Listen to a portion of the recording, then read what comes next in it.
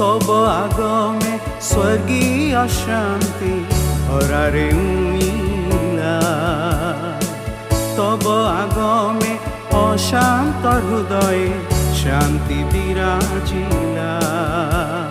तुम बिना प्रभु के देई पारे शांति पृथ्वी रे। तुम बिना प्रभु के देई पारे शांति पृथ्वी रे। हे शांति राजन हेउ तुम बंधन। प्रिय श्रोता बंधु, प्रभु श्रीकृष्ण सर्वश्रेष्ठ नाम आपण को शुभेच्छा। जॉन लिखित सुसमाचार 14 अध्याय 6 पदे प्रभु श्रीकृष्ण एपरि कहले। जीशु तांको कहले, मु पथ सत्य और जीवन, मो देई न गले केही पितांक निकट को जाए नाही।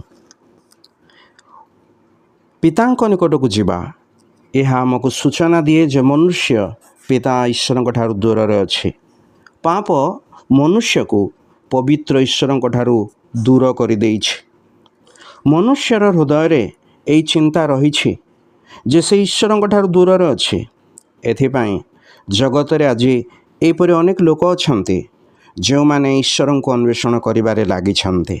से माने चाहंती जे कौनसी मते से माने जेपरि ईश्वर को दर्शन करि पारिबे। एथिपाई आज मनुष्य विभिन्न धर्मर शरण नहीं ईश्वर को अन्वेषण करिबारे चलीछि।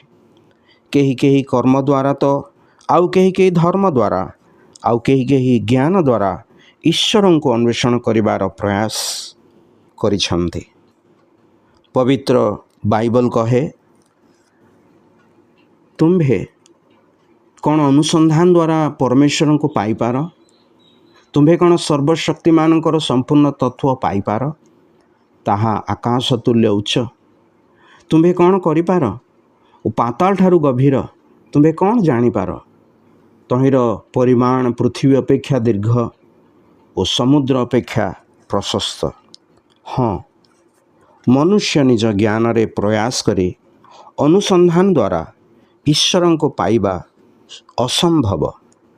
एथिपाई ईश्वर निजे उपाय कले। से आपण अद्वितीय पुत्र प्रभु श्रीकृष्ण को मानव रूप में यही जगत को प्रेरण कले, जे निजर मृत्यु पुनरुत्थान द्वारा ईश्वर निकट को जीवार पथ प्रस्तुत कले। प्रभु श्रीकृष्ण कहले, मु पथ सत्य और जीवन, मो देई न गले केही पितांक निकट को जाई पारे नाही। प्रिय बंधु, आपणकर समस्त प्रयास एतिकिरे बंद करंतु। प्रभु श्रीकृष्ण ठारे विश्वास करी ईश्वर निकट को जीवार पथरे प्रवेश करंतु। एथिपाई ईश्वर आपन को साहाय्य करंतु। धन्यवाद।